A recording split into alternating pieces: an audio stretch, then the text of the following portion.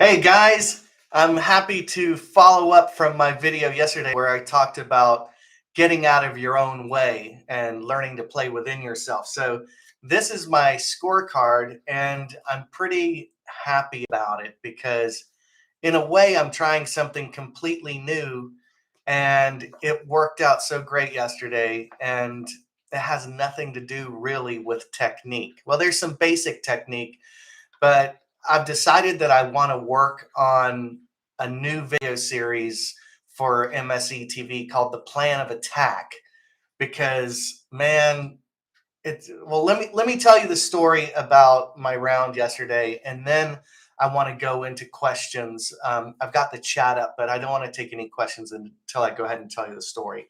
So I've been talking about getting out of your own way. Yesterday I was talking about, you know, not trying to muscle clubs and pound drives and all this other stuff, just trying to be reasonable.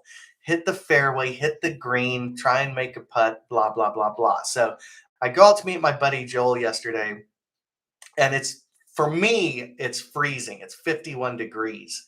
Got 3 layers on and a vest. And I was telling myself, I mean, when I was warming up, my swing was super duper short, and I was like, just dink it out there. And my number was I wanted to shoot in the 70s, and anything in the 70s, I felt like I was going to be pretty happy on a day like that. There's wind, there's a little bit of rain, and it was freezing cold. So at any rate, so I go out. I actually picked up a used driver. I traded in some clubs, and I picked up a TaylorMade M4, and it just has a regular face. I mean, a regular shaft and the twist face. And so the reason why I used that driver was because it was so cold. I was probably swinging like high 90s. I wasn't trying to swing fast and hard. All I wanted to do was get the ball out there somewhere. But it worked. So the first tee, hit a good drive. I've got 9 iron in. Now, again, this is where I would have hit a wedge previously, but I hit a 9 iron up there. The pin was on the right, and I short sighted myself on the right side, chipped it up to 8 feet, made the putt for par. I'm like, okay, that's a disaster averted. The next tee, I pull out 3 wood. It's a short hole, and there's trouble right, trouble left, and I've done this so many times where I'm like, man, I'm gonna try and drive the green. I've never driven the green, but I've been close and on a perfect drive. But so many times I lose my cool and make a suicide swing and hit it into trouble. I just hit 3 wood. I hit 3 wood, and then I had a little over 100 yards in, and unfortunately, I pulled my little wedge shot into the bunker. I'm like, oh my gosh, it was easiest shot in the world, but came over the top of it, pulled it in the bunker, splashed it out to again about 10 feet. Totally makeable putt. Putt dies. It was uphill. Missed the putt. Make a bogey. Next hole's par 3. I have a five. No, I went to a 4 iron. I would normally hit 5 iron. It was about 190 yards. Little wind, cold. So I hit a draw. I'm hitting a draw with everything. That's part of what I'm doing. Is I've been working so hard to hit fades and do all the boxes and all that stuff. I'm like, just hit your stock shot.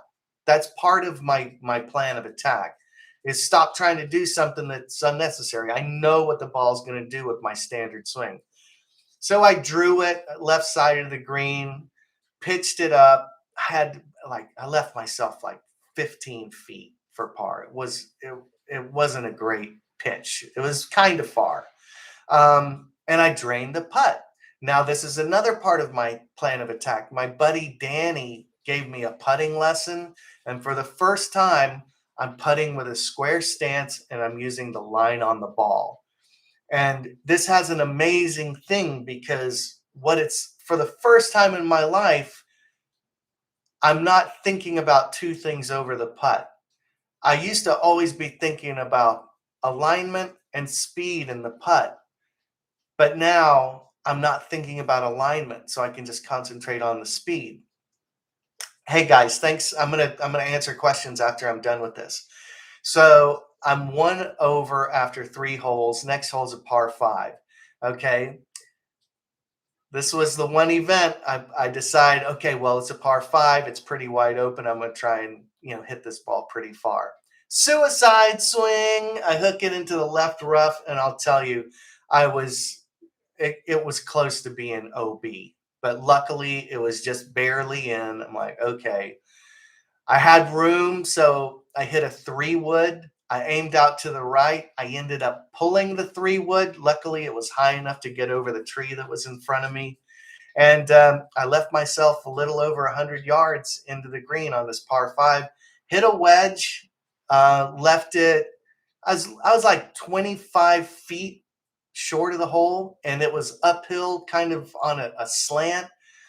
And oh my gosh, I wish I could have this back. I hit a great putt up the hill. I charged it up the hill, but on the other side of the hole, it goes downhill, and I rolled it all the way down to the fringe. And I ended up 3-putting there. I had a birdie putt, and I made a 3-putt, so it's 2 over par.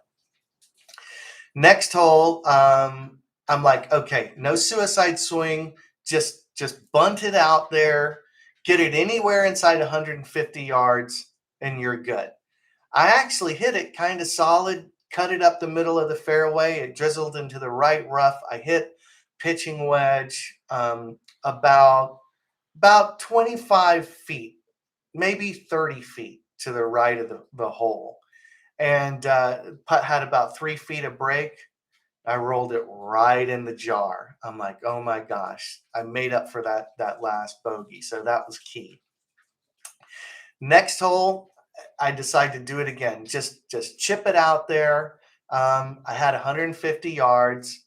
I hooked. Actually, I think I had a little more than 100.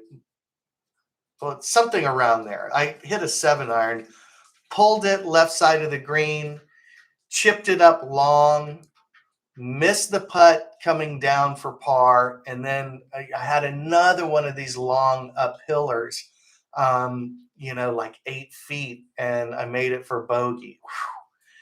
So I'm like, oh my gosh, this is a little bit nerve wracking, but I'm trying to stay calm. And then the next hole is a par 3, hit 7-iron, pull it left.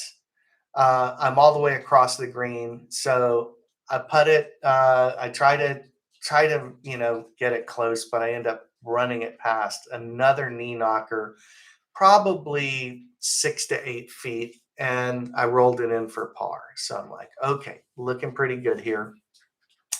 Number 8's a par 5. I think about doing the longer drive swing, but I stick with the chip. I just cut it out there, hit a 3-wood solid in front of the green, pitched it up just short, narrowly missed a putt for birdie, tapped that in for par. I love tap ins for par because, I just don't like the stress. Now, let me bring you to a story that I heard from Hank Haney. He said, everything in your round is either giving you confidence or sapping your energy. Okay. Tap in pars give me a lot of confidence. Having to putt 8-footers for par sap your energy. You're using a lot of focus and energy to be able to make those putts. So any tap in pars, I love them, even though it means a narrowly missed birdie. So now I'm 2 over. I'm on the 9th hole. This is numbers 9, 10, and 17. I told myself, if you make bogey, that's okay, because they're in the 440-ish range, and in the cold, I'm like, they're playing like a 4.5. So I'm like, if you can play these holes bogey or better, that's excellent. So I aim left with my drive. I put it right where I want it. I'm in the left rough. I have a 7-iron. I draw it in. I'm short right of the green. And I chipped it up nice and close and made par on number 9. So I shot 38 on the front. Let me see if that's right. Yeah, I had one birdie and shoot, let's see. One bogey, two bogeys, three. Hold on a second here. Yeah. I shot. I thought I shot better. I shot 38 on the front. So now let me go back to this is all about playing within yourself and not making stupid mistakes. Okay. One of the keys to playing within yourself is don't hit two bad shots in a row. If you hit a bad shot, you must recover. Don't compound your mistake. That's where doubles and triples come from. So, yesterday I was working really hard not to make anything above bogey. No doubles, no triples. So, number 10, I aim to the safe part of the fairway. It's a long dog leg. I pull my drive. I've got 3 wood into the wind. I'm not kidding. It's playing like, like I said, maybe a 4.5 hole. So I hit 3 wood, draw it in there nicely. I'm still short. I pitch it up. I've got like a 50-yard pitch. I leave it short, like probably 20 feet, roll it up. Putt. I hit the putt right where I wanted. It doesn't break. Tap it in for bogey. Now I'm 3 over par. Next hole's a short hole. I always hit driver. I often hit it into trouble with a suicide swing. And I just decide to hit 3 wood. And so what I do is I leave it. I was 70 yards short. 3 wood was perfect. I hit my 60 degree, and I've got a 10-footer for birdie. And I'm like, okay, so I think I know this putt pretty well. I play it 2 cups outside to the right, and it breaks south of the cup. I'm like, oh my gosh, that was one that I really felt I should have made. Tap it in for par. Go on to the next hole. Next hole, pretty short hole. It's like 140 yards, even less than that, maybe 136. A little bit of wind, and I hit 8-iron. No, it was 139 yards. And, it's like, what, 8-iron? That seems like so much club. But once again, it's cold. I'm trying to be cool. I draw it up there, and then I've got kind of a tricky putt, but nice little 2 putt. I actually left the putt about 3 feet short, which made me really nervous, but I make the putt. So I keep moving on. I'm 1 over on the back. Next hole's par 5. And now I've been fooling with my grip a little bit, and I finally hit a nice drive straight into the wind. I'm in the middle of the fairway. It wasn't too long because, it was into the wind and it was cold. I pounded 3 wood straight at the green. I'm about 58 yards short. I hit my pitch shot or whatever, half wedge, whatever you call it. And man, this one's like 8 feet. I'm like, okay, I should be able to make this birdie. It would be really great. Right now, I guess I'm 2 over, and man, I missed the putt. I thought it was gonna break. At the last second, I was aimed right at the cup because it looked straight, but when I stood over the putt, I felt like my feet were below the ball. So I'm saying to myself, if your feet are below the ball's going to go left on you. So at the last minute, I shoved it right outside of the hole, and I miss another short birdie opportunity. Thomas, I'm going to answer questions at the end of this, just a few holes left. So I'm 3 over par, standing on 14, hit a nice drive in the middle of the fairway. I hit a 7-iron onto the green. I've got a pretty long putt, and I do it again. I blast it like 8 feet past the hole. I think when it's cold for some reason, I just hit these lag putts so hard, these long putts. And so I got an 8-footer for par, and I miss it. Oh my God. I lipped out, make a bogey. So I'm 4 over par, standing on 15. And I'm like, man, if I don't hold it together, I'm not going to break 80. You know, it started to rain. You know, the wind is picking up, and I'm on number 15 plus 4. So I take an extra club, I hit 5-iron, I draw it to the left side of the green. I'm maybe like 6 inches onto the fringe. I put it up there. Once again, I've got a knee knocker about 3 or 4 feet. And I tell myself this is one where I'm like, line it up, use the line on the ball, commit to the putt. Now, this is why the missed putt on 13 was so important to remember. Is all you can do is execute what you've planned. Okay. Once you hit the ball, the results are going to be the results. When I missed that putt on 13 for birdie, I didn't commit. I felt like I needed to shove it right. And every bad shot in golf, whether you're a professional or an amateur, comes down to a lack of commitment over the ball. Okay, so I made a commitment, hit the line, made the putt. I'm off to 16. I'm plus 4. And I'm like, okay, you can actually even, number 17, I told myself you can bogey this hole. I'm going to allow you that. 18's a par 5. I'm like, I should be able to break 80 for sure, which was my original goal on a day with difficult conditions. So number 16, I make an easy swing. I flush it right down the middle of the fairway. I'm into the wind. I've got 190 yards. No, I've got a little helping wind from my back left. I've got 190 yards to an elevated green. And I feel like 4-iron is too much. Normally 190, I would club down. This is like my basic 5-iron that I used to hit, but I'm trying to play more club. But in this instance, with a little helping wind negated by an elevated green, I decide I'm going to go ahead and hit the 5-iron, but you're going to have to flush it. So I flush the 5-iron. I'm nervous as heck. Is it going to make it there? Man, I hit that thing pin high. I'm about 15 feet right of the cup. Putt goes slightly, maybe right to left. I make the putt for birdie. So here I am. I'm now 3 over with 2 holes to play. The next hole is 445 yards into the wind. It's cold. I aim left because the trouble's right. There is trouble if you go way left, but I aim for the left side of the fairway and I drive it into the rough.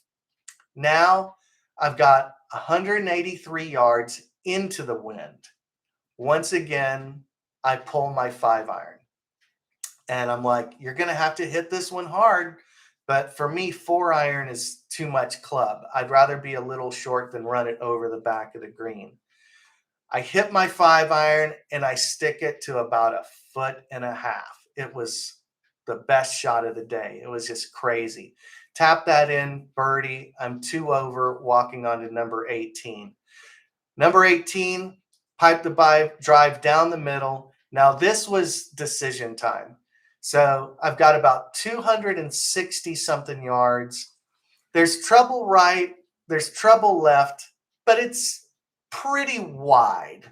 Like I have to hit a bad shot to get into trouble.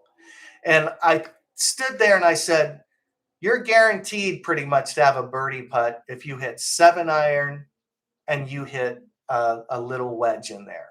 You can be pretty much assured you're going to have a putt for birdie. But I know I'm not even close to shooting 80. I'm only 2 over par. And I asked myself, this was a moment where I said, you should have the confidence to hit 3-wood. There's no serious danger. There's nothing like waterfront or something like that. It would be a really poorly executed shot to wind up in trouble. And I say, hit your stock shot. This is what I'm working on in my plan of attack, is just master one stock shot.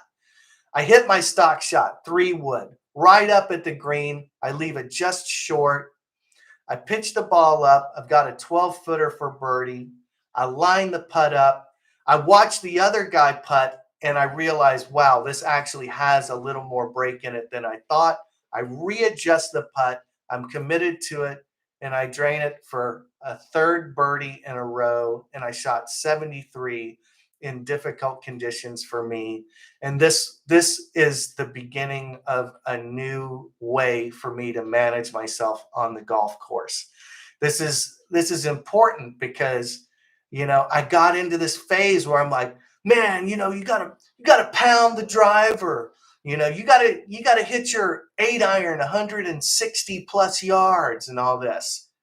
And it's just unnecessary. I was on the Enjoy the Walk podcast yesterday. These guys were fantastic. And they interviewed me, and I told them, I said, guys, I'm 52 years old, and I think I finally grew up on the golf course. And what I mean by grew up is not playing like a dummy. You, you know, when I get so ego conscious and trying to hit 300 plus yard drives and shape balls both ways when it's unnecessary, and taking unnecessary risks, and hitting two bad shots in a row. That's how I ruin my scorecards. um, it's almost like, so I basically, I'll say this: if you think pounding 300-yard drives is addictive, wait till you discover peace of mind on the golf course. I was never really out of shape mentally or emotionally on the golf course yesterday. And that's the most important thing. So let me look at some of these questions. So I hit my 8 iron 140-ish. Okay. That used to be my standard 9 iron, and my standard 8 iron was 150. Now I'm hitting a smooth 8 iron 140. And it's like, there's no way I'm going to miss this 8 iron. It's so funny. I know that sounds really short, and again, my ego is embarrassed, but it's like, it's the easiest thing in the world. I know I can hit a 3/4 8 iron, and I'm going to flush it. I'm going to have a putt for birdie. Um, a bad day of golf is better than no golf. It's better than a day that you have to go to work. Yes, yes, yes. Um, let's see. Thomas, talking about predicting bad shots. You're a good golfer, so understanding your miss is a key part to playing, smart golf, or, again, like talking about my plan of attack. It's if you here's my basic premise that I'll tell you. If you can hit a drive solid or hit a 3-wood solid, that's all you need on a regular course. Okay. If you can hit a solid iron shot that shapes one way predictably, that's all you need to break 80. If you can hit your basic chip and pitch shots, you don't have to do anything fancy. You don't have to be hitting flop shots, but your basic bump and run and basic chip shot, that stops a little bit quicker, those two shots, and you can line up a putt and avoid 3 putts, you can break 80. It's not that challenging. Now, once you start breaking 80 all the time and you start getting really, really low, then you can start worrying about, tournaments and playing all the, really ratcheting it up. But man, just like Ben Hogan said, if you can do those basic shots, Ben Hogan said, I used to worry that I was all of a sudden going to lose it. And that's how I've felt for years. Is like, I could potentially all of a sudden lose it. And I feel like I can't even swing a golf club. And it's the most horrible feeling that I've fought for years on the golf course. And it's this over thoroughness is not only not beneficial, but it's completely unnecessary. That's what Ben Hogan said. Just get a good shot off the tee box, a stock shot that you know where it's going to curve, and then your basic chips and putts, and you can shoot some really good scores. You may be trying, even this works if you're trying to break 100 or 90 too. You got to get these basic shots down. That's all you got to do is hit the ball solid. Um, Yeah, we have to know our limitations, but we don't have to limit our potential. That's what happened for me yesterday.